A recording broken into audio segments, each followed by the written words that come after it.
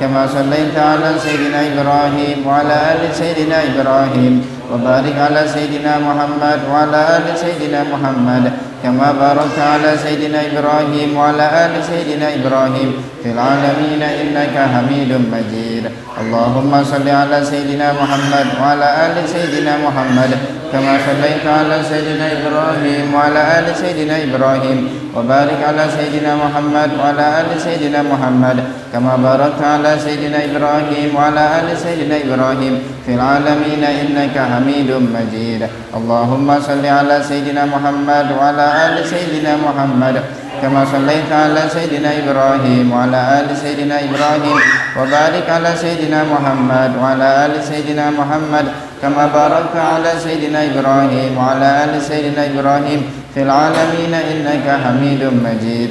اللهم صل وسلم على سيدنا محمد البشير والنذير الذي تنفت به أبواب الخير وتنغلق به أبواب الشر وعلى آله الأطهار وأصحابه الأخيار. اللهم صل وسلم على سيدنا محمد البشير والنذير الذي تنفت به أبواب الخير وعلى آله الأطهار وأصحابه الأخيار. اللهم صل وسلم على سيدنا محمد البشير والنذير الذي تنفت به أبواب الخير وتنغلق به أبواب الشر وعلى آله الأطهار وأصحابه الأخيار. اللهم صل وسلم على سيدنا محمد البشير والنذير الذي تنفت به أبواب الخير وتنغلق به أبواب الشر وعلى آله الأطهار وأصحابه الأخيار. اللهم صل وسلم على سيدنا محمد البشير والنذير الذي تنفت به أبواب الخير وتنغلق به أبواب الشر وعلى آله الأطهار وأصحابه الأخيار. اللهم صل وسلم على سيدنا محمد البشير والنذير الذي تنفت به أبواب الخير وتنغلق به أبواب الشر وعلى آله الأطهار وأصحابه الأخيار. اللهم صل وسلم على سيدنا محمد الذي تنفت به أبواب الخير وتنغلق به أبواب الشر وعلى آله الأطهار وأصحابه الأخيار. لا إله إلا أنت سبحانك إني كنت من الظالمين. لا إله إلا إني كنت من الظالمين. لا إله إلا أنت سبحانك إني كنت من الظالمين. أعوذ بكلمة الله التامة من شر ما خلق. أعوذ بكلمة الله التامة من شر ما خلق. أعوذ بكلمة الله التامة من شر ما خلق. بسم الله الذي لا يضر مع اسمه شيء في الأرض ولا في السماء وهو السميع العليم. بسم الله الذي لا يضر مع اسمه شيء في الأرض ولا في السماء وهو السميع العليم. بسم الله الذي لا يضر سبحان الله والحمد لله ولا إله إلا الله والله أكبر. سبحان الله والحمد لله ولا إله إلا الله والله أكبر. سبحان الله والحمد لله ولا إله إلا الله والله أكبر. بسم الله الرحمن الرحيم. قل هو الله أحد الله الصمد لم يلد ولم يولد ولم يكن له كفوا أحد. قل هو الله أحد الله الصمد لم يلد ولم يولد ولم يكن له كفوا أحد. بسم الله الرحمن الرحيم. قل هو الله أحد الله الصمد لم يلد ولم يولد ولم يكن له كفوا أحد. بسم الله الرحمن الرحيم. قل أعوذ برب الفلق من شر ما خلق ومن شر غاسق إذا وقب ومن شر النفاثات في العقد ومن شر حاسد إذا حسد. بسم الله الرحمن الرحيم. قل أعوذ برب الناس مالك الناس إله الناس من شر الوسواس الخناس الذي يوسوس في صدور الناس من الجنة والناس. بسم الله الرحمن الرحيم. الحمد لله رب العالمين الرحمن الرحيم مالك يوم الدين إياك نعبد وإياك نستعين اهدنا الصراط المستقيم صراط الذين أنعمت عليهم غير المغضوب عليهم ولا الضالين. آمن الرسول بما أنزل إليه من ربه والمؤمنون كل آمن بالله وملائكته وكتبه ورسله لا نفرق بين أحد من رسله وقالوا سمعنا وأطعنا غفرانك ربنا وإليك المصير. لا يكلف الله نفسا إلا وسعها لها ما كسبت وعليها ما اكتسبت. ربنا لا تؤاخذنا إن نسينا أو أخطأنا ربنا ولا تحمل علينا إصرا كما حملته على الذين من قبلنا ربنا ولا تحملنا ما لا طاقة لنا به واعف عنا واغفر لنا وارحمنا أنت مولانا فانصرنا على القوم الكافرين. Berdoa sendiri-sendiri, juga mendoakan orang tua kita dan guru-guru kita dan semua kaum muslimin.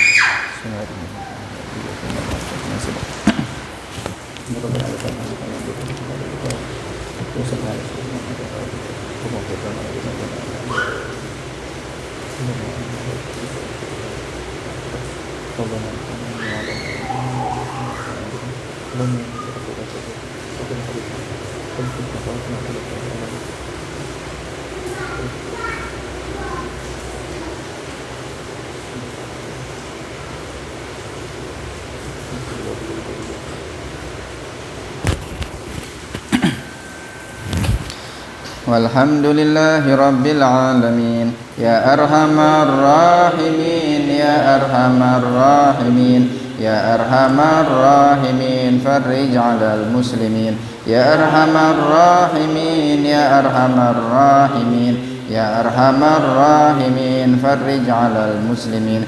Ya Arhamar Rahimin, Ya Arhamar Rahimin, farrij 'alal muslimin. Asallallahu an yataqabbala minna bi barakatil Fatihah. Bismillahirrahmanirrahim. Maliki yaumiddin. Iyyaka na'budu wa iyyaka nasta'in. Ihdinas siratal mustaqim, siratal ladzina an'amta 'alaihim ghairil maghdubi 'alaihim waladdallin. Bismillahirrahmanirrahim. Assalamualaikum warahmatullahi wabarakatuh. Alhamdulillahi Rabbil Alamin. Wabihi nasta'inu ala umuri dunya waddin. Wassalatu wassalamu ala sayyidil awwalina wal akhirin, imamil muttaqina wa qaidil ghurril muhajjalin, sayyidina wa habibina wa maulana Muhammad wa ala alihi wa sahbihi wa man tabi'ahum bi ihsanin ila yaumiddin. Subhanaka la ilma lana illa ma 'allamtana innaka antal alimul hakim. Rabbi shrah li sadri wa yassir li amri wahlul 'uqdatam min lisani yafqahu qawli. Allahumma anfa'na bima 'allamtana wa 'allimna ma yanfa'una wa zidna 'ilman wa ikhlasan wa 'amalan walhiqna bi ibadikas salihin. Allahumma inna na'udzubika min 'ilmin la yanfa' wa qalbin la yakhsha wa nafsin la tashba' wa da'watin la yustajabu laha. Amma ba'du. Hadratul muhtaram wal mukarram yang senantiasa kita taati dan kita cintai, guru kita Buya Yahya dan keluarga, hafizahumullah wa ra'ahum. Mudah-mudahan Allah memberikan kepada beliau sehat walafiat, diberikan panjang umur dan dipermudah segala urusan-urusannya. Yang kami cintai para hadirin jamaah Mushalah Baitus Syakur yang dimuliakan Allah. Alhamdulillah, puji syukur kepada Allah Subhanahu wa taala. Allah masih memberikan kepada kita keistiqomahan. Kembali kita bisa melanjutkan kajian kita, mengambil keberkahan dari nasihatnya Al-Imam Al-Habib Abdullah Al-Haddad dengan kitab beliau An-Nasaihud Diniyah wal Wasaya Al-Imaniyah. Masih dengan nasihat Imam Haddad, yaitu tentang tugas-tugas dari ilmu dan kewajiban bagi seorang yang mempunyai ilmu.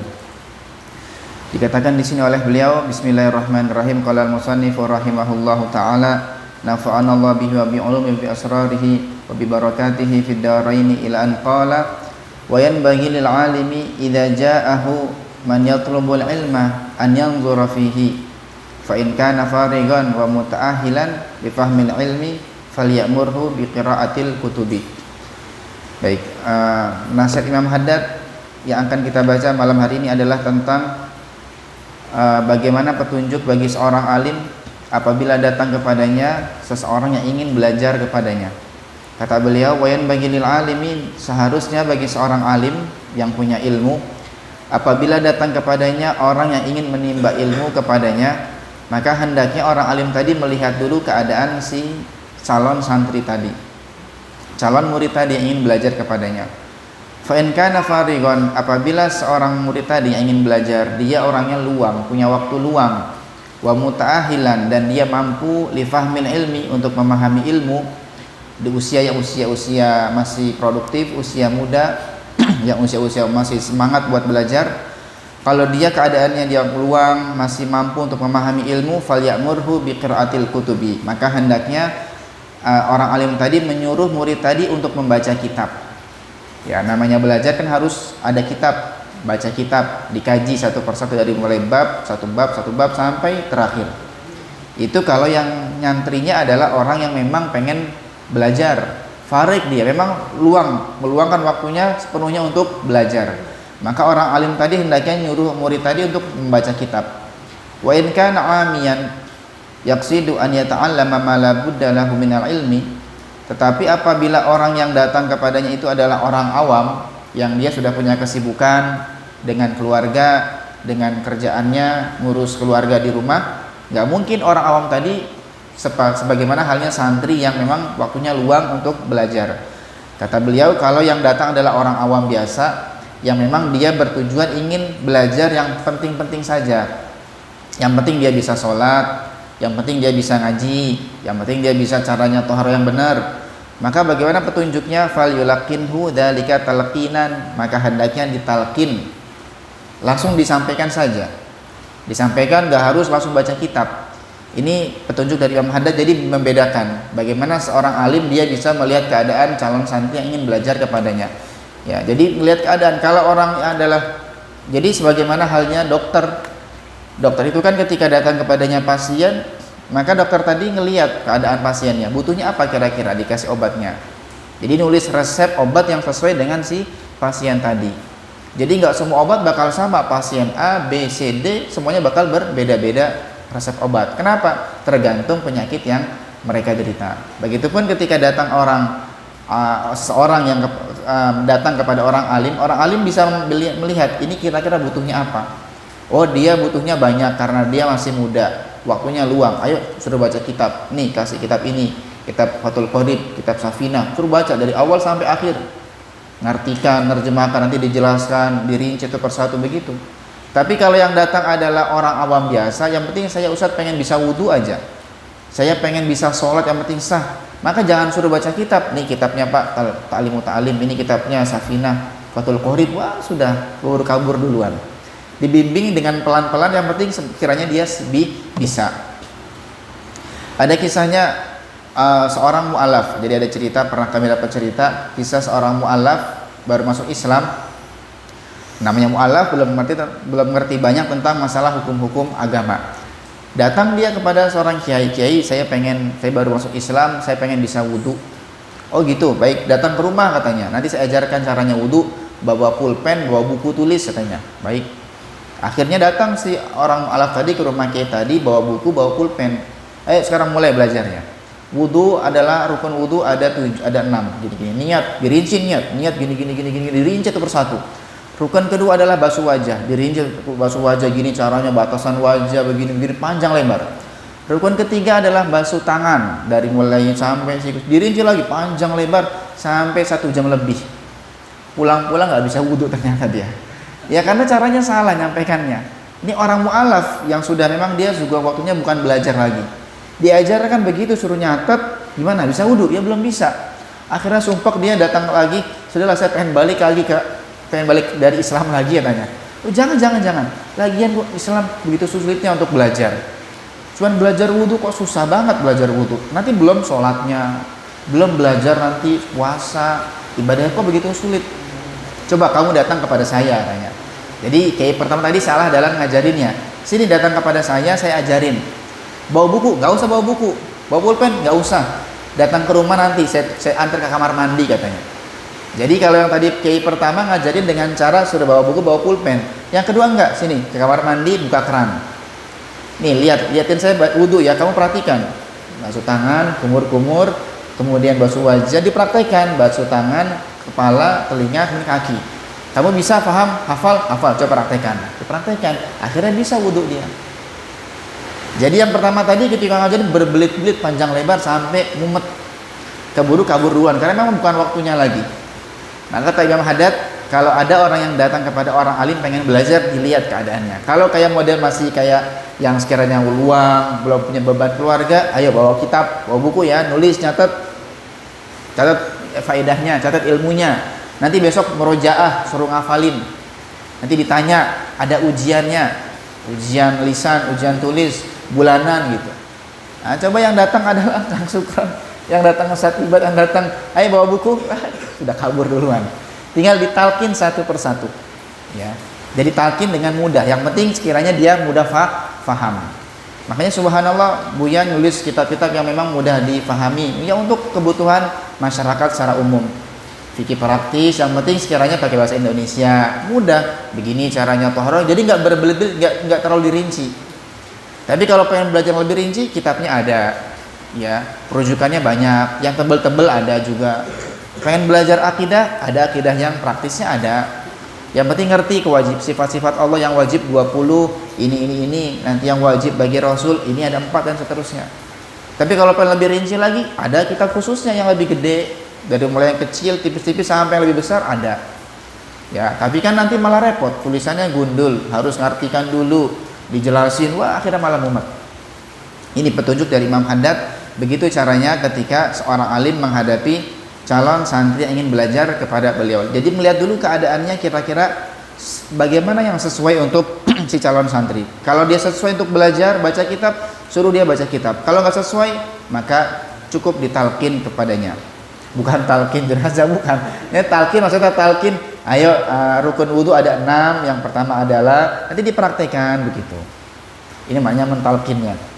Wal yu'allimhu wa yufahimhu, dan hendaknya diajarkan dan difahami wa yaqtasir lahul amro, dan diringkas saja.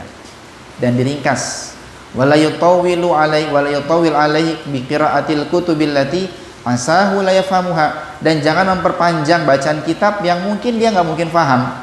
Wala yufarrigu laha, dan nggak akan mungkin punya waktu luang. Makanya kalau kita lihat cara guru-guru kita dalam memberikan ilmu, mengajar itu ada modelnya itu murid yang baca. Biasanya kalau madrasahnya madrasah Hadramut yang di Hadramut itu dengan model talaki. Jadi murid bawa buku, kemudian gurunya nyuruh baca, Iqra, baca. Nanti muridnya baca satu jumlah, satu baris, nanti guru nerangkan. Selesai nerangkan, teruskan bacaannya, teruskan baca lagi, terangkan lagi. Jadi guru ketika ngajar tanpa kitab beliau. Jadi yang megang kitab adalah murid-muridnya. Ilmunya guru sudah di sini semua guru-gurunya. Jadi mereka sudah memang hafal syarahnya, hafal matan. Jadi yang baca murid. Ada lagi yang modelnya kayak begini, yang ngajar, yang menyampaikan yang megang kitab. Jadi yang hadirnya cuma sekedar nyimak. Ya, lebih enakan begini kan daripada antum anak suruh bawa kitab satu persatu, ayo baca, tulisannya gundul semua. Gimana cara bacanya? Ya, tinggal ditalkin, tinggal disampaikan, diterjemahkan, diringkas bacaannya supaya penting bisa diserap dengan baik. Wala yahtaju li aktsari ma fiha, dan enggak butuh santri yang modelnya yang kedua tadi, dia enggak butuh banyak. Fa inna hajatal amati minal ilmi laysat syai'an katsiran, karena kebutuhannya orang awam dari ilmu bukan kebutuhan yang banyak. Ya, beda halnya dengan seorang santri yang ngaji, mondok, dia punya kebutuhan banyak. Apa itu? Karena dia kelak bakal menjadi panutan, dia bakal ngajar, dia bakal berdakwah, maka dia harus kulakan ilmu yang banyak. Tapi kalau orang awam yang penting belanja seperlunya saja. Ya, kayak orang pergi ke pasar kan beda-beda kebutuhan. Kalau antum pergi ke pasar niatnya pengen buat jualan lagi, harus bawa karung, harus bawa pickup, bawanya banyak, ya kan? Apalagi belanja buat pondok harus bawa banyak. Ya, tapi kalau belanjanya buat hanya sekedar buat kebutuhan sehari-hari di rumah, cukup bawa satu kantong kresek belinya. Jadi nggak banyak-banyak. Orang awam butuhnya penting buat diri mereka saja. Yang penting saya bisa sholat Ustaz, yang penting saya bisa ngaji, saya bisa toharoh, cukup. Tapi kalau seorang santri dia butuhnya banyak karena dia harus memberikan lagi kepada orang lain. Kemudian wayan bagi lil ulama'i wa khususan minhum wulatul ahkami an ya'izu amatal muslimina indal ikhtisami ilaihim. Dan seharusnya bagi para ulama, khususnya mereka yang memang mereka punya tugas sebagai wulatul ahkam, mereka punya tugas sebagai qadhi, sebagai hakim. Jadi ulama dulu kan banyak yang mereka punya jabatan sebagai qadhi, sebagai hakim. Hakim zaman dulu itu alim, memang alim. Jadi bukan hakim karena sebatas lembaran ijazah, enggak, tapi memang punya keilmuan. Ngerti fikih hukumnya, ngerti fikih qadha mereka. Ya, Qadhi Husain, kemudian banyak qadhi imam-imam lain yang memang mereka adalah seorang memegang jabatan hakim. Kata beliau, ulama yang mereka punya jabatan hakim seharusnya memberikan nasihat kepada orang muslimin ketika orang awam nanti bakal menyampaikan keluhannya. Apa nasihatnya? Jadi kan banyak orang awam menyampaikan keluhan, saya punya masalah dengan sengketa dengan tetangga, masalah tanah. Saya punya sengketa dengan keluarga, masalah hak waris. Nanti datang pasangan, saya punya sengketa, punya problem dengan pasangan, masalah cerai dan seterusnya. Sering gitu, banyak problem-problem masalah sengketa kehidupan umat. Nah, hendaknya orang alim yang dia punya jabatan sebagai qadhi memberikan nasihat kepada mereka dalam hal apa? Wa yakhawifuhum bima warada anillahi ta'ala wa an rasulihi minat tasydidati wa tahdidat fi da'awil kadhibah. Jadi nasihatnya supaya mewanti-wanti, jangan sampai nyampaikan gugatan tapi dengan kebohongan. Gugat tapi bohong. Ini tetangga saya nih, dia sudah mengambil tanah saya, padahal sih gugatannya bohong. Ya, atau suami ngadukan istrinya, ini istri saya durhaka, gak pernah, padahal itu bohong, gugatan bohong. Nanti kata istri, oh enggak, suami saya yang dia nggak berikan nafkah, akhirnya malah ribut di situ. Maka hendaknya kata Imam Haddad, hakim sebelum memutuskan sebuah problem, sebelum memutuskan hukum kepada yang bersangkutan, hendaknya memberikan nasihat di awal, hati-hati. Kalau nyampaikan gugatan, jangan sampai kalian berbohong. Yang jujur nyampaikan problemnya, jangan dibungkus dengan kebohongan. Artinya ketika menyelesaikan masalah problem umat kan nggak cukup masalah hukum halal haram saja. Halal haram sih simpel sebenarnya, di kitab sudah dijelaskan para ulama. Ini halal, ini haram. Masalah cerai jatuh enggak itu gampang, tinggal dilihat bagaimana kasusnya, bisa kita mudah menghukumi jatuh enggak jatuh. Masalah waris hitungannya bisa dengan mudah dicarikan. Tapi yang lebih penting adalah bagaimana nasihat, pesan penting untuk yang tadi datang itu, supaya ketika masalah rumah tangga jangan cuma urusan cerai jatuh nggak jatuh, yang penting gimana cara mereka setelah pulang kembali akur lagi, saling cinta lagi, harmonis lagi, kan begitu. Masalah hak waris, kami juga sering ketika ditanya masalah hak waris itu, masalah waris sebenarnya problemnya bukan di hitungannya. Jadi Ustaz, gimana waris ini, berapa bagian, sebenarnya bukan hitungan yang ditanyakan. Problemnya adalah sengketa itu masalah memutus tali silaturahmi. Yang ini karena yang kakak misalnya pengen ngambil hak adik, atau mungkin yang paman pengen ngambil hak anak-anak dari almarhumnya, dan seterusnya. Ternyata problem itu di situ, memutus silaturahmi. Maka yang sering Buya sampaikan adalah, ya ahli neraka yang berjalan di atas bumi adalah mereka yang berebutan masalah harta waris. Ya, karena rata-rata problem waris adalah di dalam masalah silaturahminya, bukan di pembagiannya. Begitupun masalah rumah tangga, cerai nggak cerainya itu adalah di dalam masalah keakurannya, keharmonisannya. Kok bisa sampai mereka bertengkar, sampai mereka tidak tegur sapa, sampai pisah ranjang. Jadi ternyata lebih penting adalah di dalam pesan nasihatnya, bukan hanya di masalah tentang hukum-hukumnya. Makanya Imam Haddad di sini mengatakan hendaknya bagi orang alim yang dia menjabat sebagai wali, sebagai hakim, sebagai qadhi, memberikan nasihat, jangan sampai kalian ketika datang menyampaikan gugatan tapi dengan kebohongan. Wa syahadati zuri wal aimanil fajirati, atau dengan sumpah palsu, wal iyadzubillah. Ini termasuk dosa besar. Jadi syahadatuz zur termasuk dosa besar, minal kabair. Jadi sumpah palsu, demi Allah begini-gini tapi isinya adalah kebohongan. Ya, jadi sudah dia bawa nama Allah, sumpah-sumpah, tapi isinya adalah kebohongan. Ini termasuk dosa besar. Kalau orang bohong aja sudah termasuk dosa, bohong tanpa sumpah, apalagi ini sumpah dan nyebut nama Allah. Ini lebih sebuah kebohongan. Maka syahadatiz zur termasuk adalah minal kabair, dan orang yang melakukannya maka dianggap fasik dia. Harus butuh taubat. Maka hati-hati dalam masalah gugatan. Jadi jangan sampai nyampaikan dengan gugatan yang bohong. Kemudian juga nasihatnya supaya tidak wal muamalatil fasidati, supaya agar jangan sampai masuk ke dalam wilayah muamalah yang rusak, yang tidak sah. Transaksi yang tidak dibenarkan oleh syariat, mithlur riba'i wa ghairihi, seperti halnya transaksi riba. Ya, ini sudah sering disampaikan bahwasanya masalah jual beli, transaksi kita, masalah bisnis, masalah dagang, yang diperhatikan bukan hanya penting saya untung banyak, olibati akeh, enggak, bukan hanya itu. Bagaimana caranya ketika jualan sesuai dengan petunjuk syariat, biar halal dan juga berkah hartanya. Kalau untung tapi haram nggak berkah kan percuma, semuanya bakal sia-sia. Ya, para keluarganya, para ulama salaf terdahulu, anak istri mereka berpesan ketika suaminya pengen pergi mencari nafkah, kata anak-anaknya, kata para istrinya, wahai suamiku, hati-hati dari wa iyyaka wa kasbal haram. Hati-hati jangan sampai kamu memberikan kepada kami dari jeripayah hasil yang haram. Fa inna nasbiru 'alal ju' wa la nasbiru 'alan nar. Kita mungkin bisa sabar menahan lapar di dunia, tapi kita nggak bisa sabar menahan panasnya api neraka. Ya, jadi saking hiris, saking girohnya mereka. Keluarganya pun kompak. Jadi bukan kayak sekarang supaya manas-manasin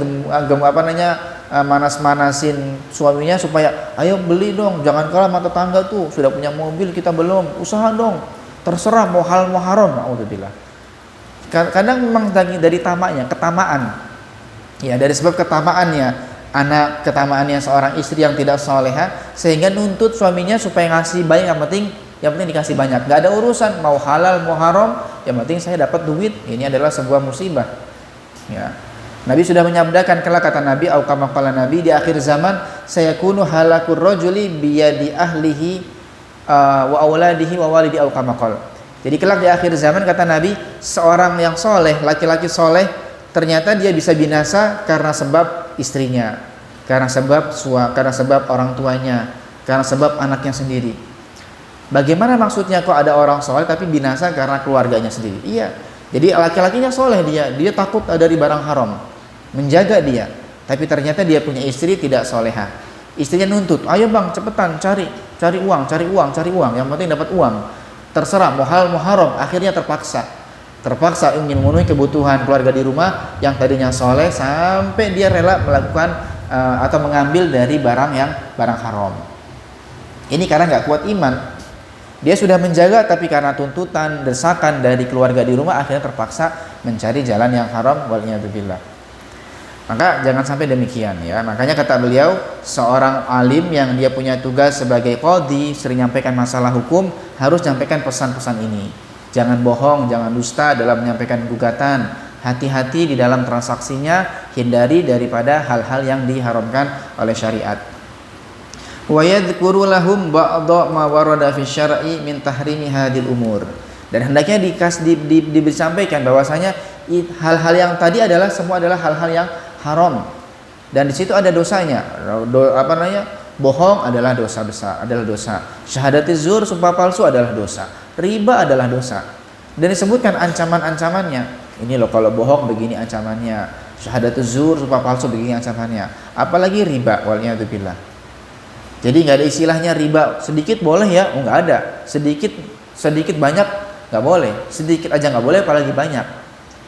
Urusan riba nggak ada tawar-menawar. Wadharu ma baqiya minar riba, kata Allah. Tinggalkan yang sisa-sisa dari riba. Jadi kalau pengen hijrah dari riba total, jangan nanggung-nanggung. Ya, saya hijrah dari riba yang bagian ini aja, tapi yang masalah ini jangan ya, karena ini lumayan ini untungnya. Nah, ini namanya masih setengah-setengah hijrahnya. Jadi kalau pengen tinggalkan secara keseluruhan masalah riba. Dan ancamannya besar dari Nabi SAW. Beliau mengatakan, sesungguhnya riba punya beberapa tingkatan. Adnaha, yang paling ringan adalah mithlu an yankihar rajuli ummahu au kamaqal. Paling ringannya dosa riba seperti halnya seorang yang dia nikah atau menggauli ibu kandungnya sendiri. Menggauli ibu kandung sendiri sudah bukan.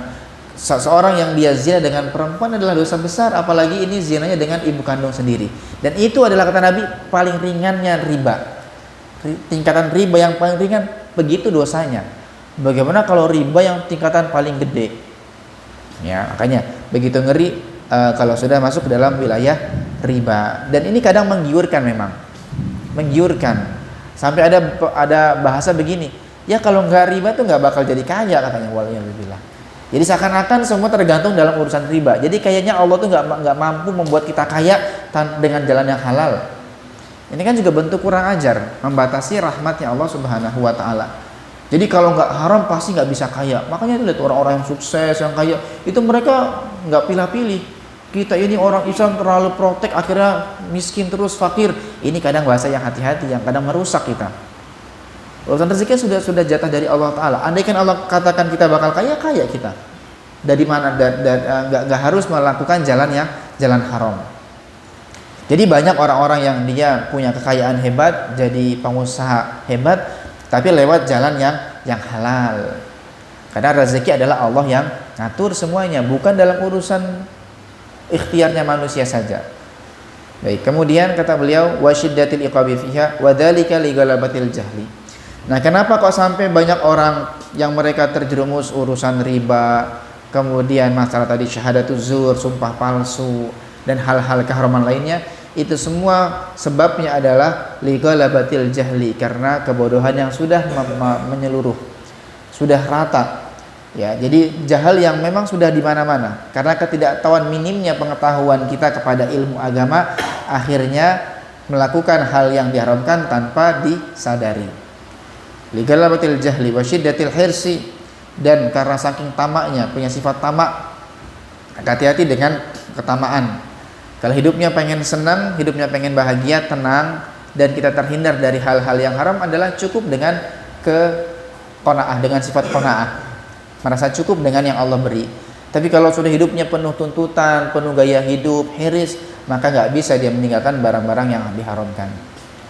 Ya, kami pernah ada yang datang bertanya begini, boleh nggak saya minjam uang dari bank konven itu, Ustaz?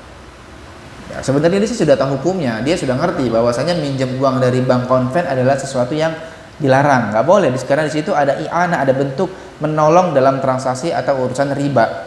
Boleh nggak saya minjam uang dari bank konven, Ustaz? Akhirnya kami jawab, ya sebagaimana antum sudah tahu, itu adalah hal yang dilarang. Baik, kalau begitu gimana kira-kira solusinya? Antum mengatakan saya nggak boleh minjam uang dari bank, kira-kira gimana solusinya sekarang? Saya butuh bisnis, saya butuh modal.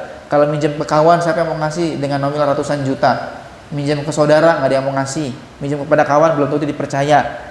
Satu-satunya yang bisa saya pinjam adalah bank, katanya. Akhirnya gimana kira-kira solusinya, Ustaz? Antum cuma ngasih haram nggak boleh, tapi nggak solusi. Itu namanya bukan jalan keluar, katanya. Akhirnya kami katakan begini, solusinya cuma satu. Kalau antum mau nggak? Mau apa itu? Qanaah hidupnya, jangan banyak tuntutan, nanti bakal terhindar dari hal haram. Qanaah, jadi dia sudah punya usaha gede dia sebenarnya, dan sudah cukup. Kalau beri kecukupan, anak sudah sekolah semuanya. Kemudian kadang dia juga punya perhiasan, punya kok istrinya, perabotan juga dia punya, cuman dia belum puas. Karena belum puas, pengen nambah, akhirnya banyak tuntutan. Itu hiris jadinya. Sebenarnya kalau andaikan dia nggak minjem kepada, nggak mengambil jalan riba pun, sebenarnya dia nggak bakal fakir kok. Tetap bisa makan, anak bisa sekolah dia. Tapi karena hiris, karena ketamaan, akhirnya terpaksa mengambil jalan yang haram. Ini yang problem. Jadi bagaimana solusinya? Cuma satu solusinya, qanaah. Hidupnya cukup, merasa cukup. Kalau sudah waktunya punya, akan Allah berikan. Baik, ya. Wa qillatil mubalati bi amrid din, dan sedikitnya perhatian dengan urusan agama. Jadi orang memang kadang sudah menyampingkan urusan agama. Jadi dipikir agama ini nggak ada kaitan dengan urusan kehidupan kita. Agama hanya urusan sholat, agama hanya urusan ibadah, hanya urusan ngaji. Padahal enggak. Agama adalah yang ngatur semua kehidupan kita semuanya. Yang ngatur kehidupan muamalah kita, agama yang ngatur kehidupan dalam rumah tangga kita, agama yang ngatur bagaimana kehidupan kita ketika interaksi dengan sesama, dengan orang lain. Jadi ngatur semua kehidupan kita. Ya kan? Nabi nggak ninggalkan sama, Nabi telah menjelaskan semuanya. Nggak ada yang Nabi sembunyikan dari ajarannya beliau. Dari mulai hal-hal yang sepele sampai hal-hal yang besar, semuanya ada petunjuk dari Nabi SAW. Jangankan urusan muamalah, masalah transaksi jual beli, urusan istinja pun Nabi ajarkan. Hal-hal yang sifatnya kotor. Sampai ketika ada seorang kafir yang mencemooh tentang syariat Nabi ketika zaman Nabi, mengatakan kepada sahabat Salman Al-Farisi, wahai Salman, kenapa kok nabimu semuanya diajarkan? Ini diajarkan. Kata Sayyidina Salman, iya, itulah nabi kami. Hatta al-qiraah. Nabi kami ngajarkan semuanya, sampai urusan istinja Nabi ajarkan. Demi apa? Demi kebaikan kami semuanya.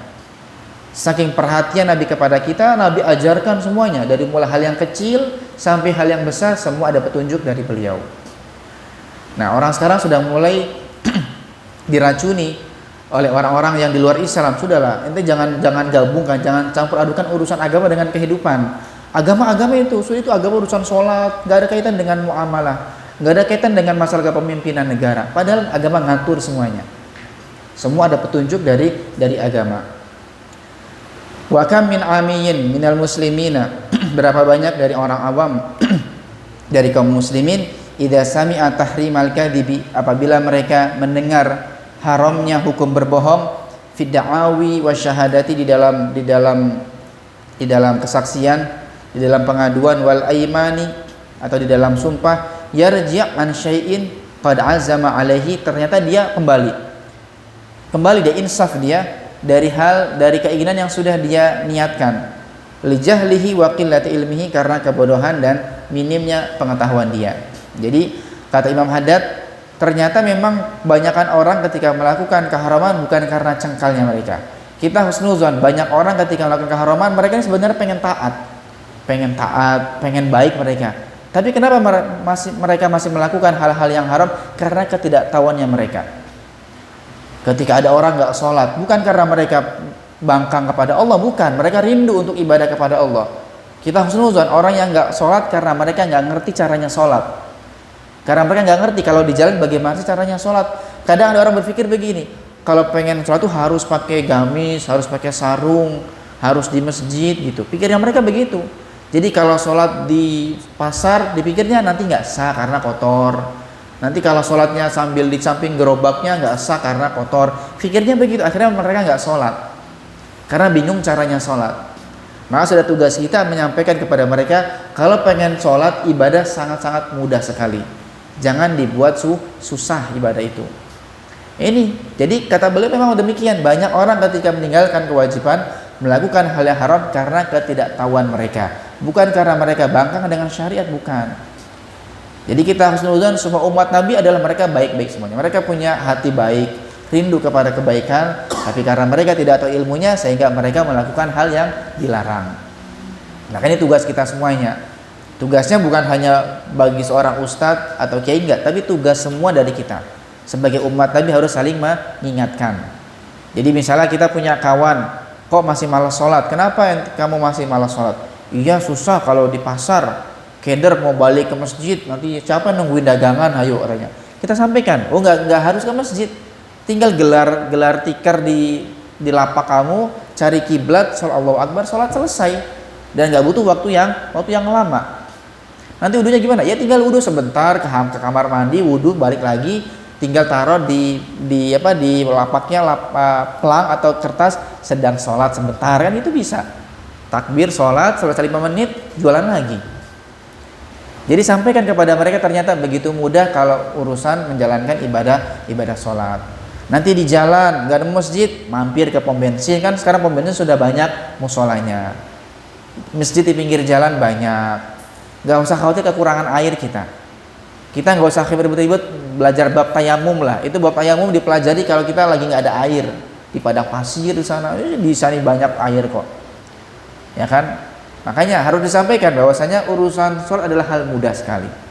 Karena banyak orang ketika nggak sholat karena ketidaktahuannya mereka dengan cara sholat yang gampang. Baik ya, jadi kata beliau, kebanyakan mereka ketika melakukan hal yang haram adalah karena ketidaktahuan dan minimnya ilmu agama. Maka sudah tugasnya kita semuanya saling mengingatkan. Ayo belajar yang rajin. Yang rajin gemar untuk belajar menimba ilmu. Ya, karena belajar menimba ilmu bukan hal yang sulit juga. Yang dituntut dari kita ketika harus belajar bukan belajar ngatamin kitab tebal begini. Ini lama hatamnya nanti ini. Bukan kita ngatamin kitab Fathul Qorib yang tebal, enggak. Yang penting belajar yang sekiranya ibadah kita sah lah. Belajar caranya wudu tadi kan gampang. Tadi sudah kita sampaikan ceritanya, kisahnya bagaimana orang bisa wudu hanya dalam waktu 5 menit.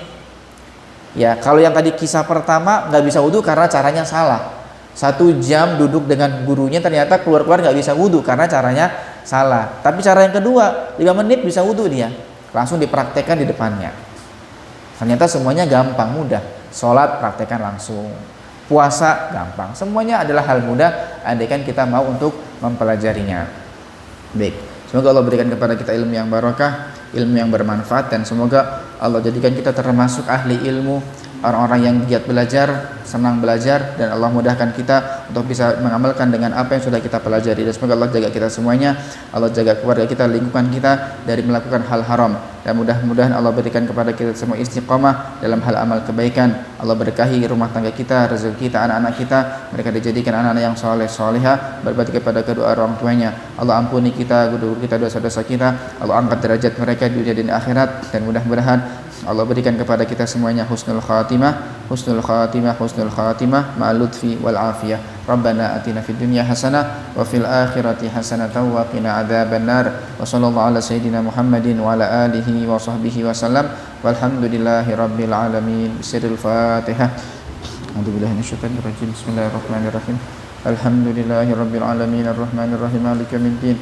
Iyyaka na'budu wa iyyaka nasta'in ihdinas siratal mustaqim siratal ladzina an'amta 'alaihim ghairil maghdubi 'alaihim waladdallin. Amin. Sekian dari kami wal afu minkum. Assalamualaikum warahmatullahi wabarakatuh.